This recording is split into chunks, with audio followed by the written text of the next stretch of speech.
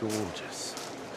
Now, almost all the gardens at this year's show incorporate some type of water feature into their design, and you can understand why. It opens up a whole new dimension to the garden, introducing sound and movement, a wonderful reflective quality, as well as being a magnet for wildlife. And it also opens up the range of plants you can grow too. So to find out more about aquatic plants, we travelled to Leicestershire to visit a veteran Chelsea exhibitor who's devoted the last 20 years of her life to growing them.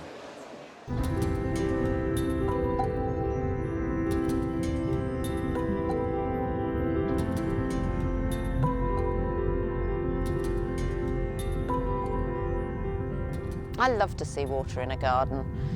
It can be tranquil and reflective. I think the most important thing about water is that the wildlife literally arrives in your garden. It should be the centre part of every garden. You can grow so many different things, it's just wonderful.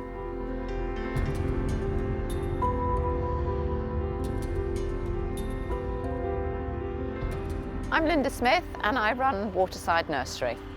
Here we grow and sell aquatic plants. The troughs are full of water, we've got tanks of water, yeah, water everywhere.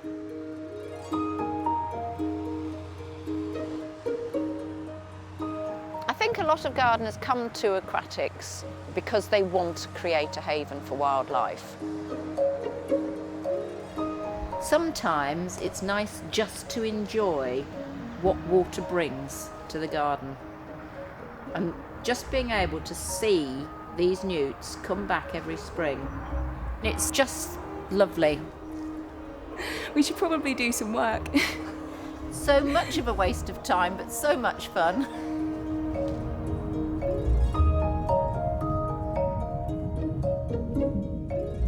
A lot of experienced gardeners will say it's a new area to explore, and there's a whole range of plants that they've never encountered. The most colourful at the moment is the Caltha palustris, the marsh marigold. They do create quite a splash of colour. They can have water over the top of the basket by an inch or two, or they can be in a muddy, wet, boggy situation. But others actually need water over the top permanently. So Melisma plantago aquatica, or water plantain is its English name. This will flower about July-August time, but it will always have water over its basket top or its crown, and it could be up to about 4 or 6 inches of water. And I love water hawthorn. They're a white flower with little black centres, and they brighten up the surface of the water long before the water lily leaves ever actually come up to the sunshine.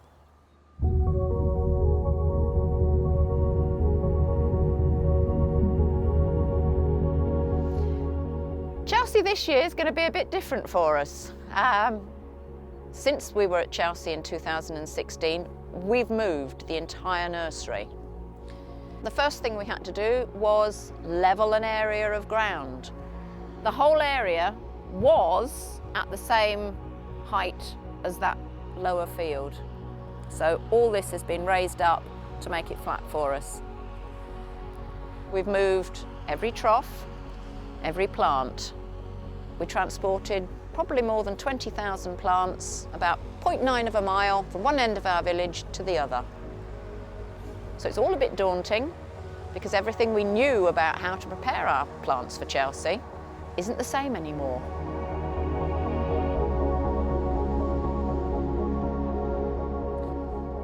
The new display tunnel for Chelsea is holding more heat than the old one was. It's 20 degrees in here and it's a dull day, so we have had it much hotter in the recent sunshine. You can see the odd flower coming out. Unfortunately, these won't be going to Chelsea because they're a little bit too far on. But the rest, we have some buds that we're trying to hold back by bringing them out into the cold. And we can hopefully go back to those and get those flowering now and bring them on quicker.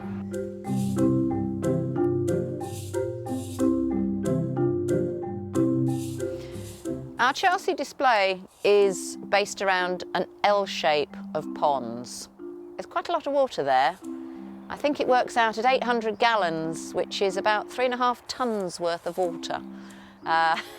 So dealing with water in that sort of quantity is quite difficult. We have to make sure that our tanks and structure doesn't burst on us in the middle of the Chelsea showground. I mean, we'd never go again, we'd be thrown out. So it's another challenge, the new nursery and going for another gold.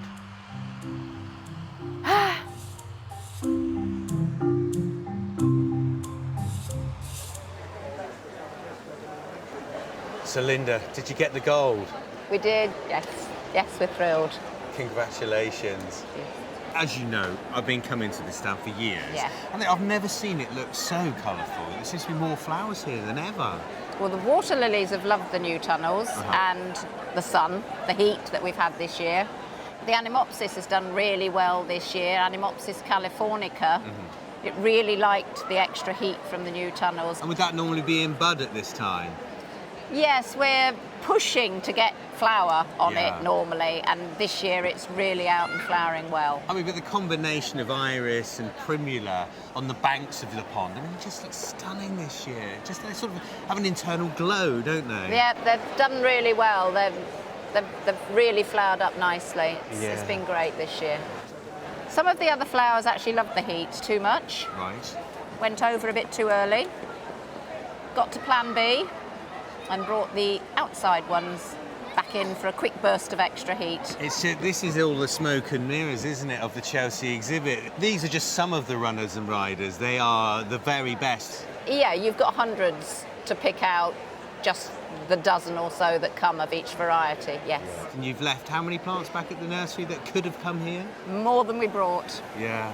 You're literally picking which one to come, but you've already discarded some that have flowered too early. You put them in different situations to try and bring them on at different stages. So you're constantly altering and bringing little groups forward to make the right one on the right day.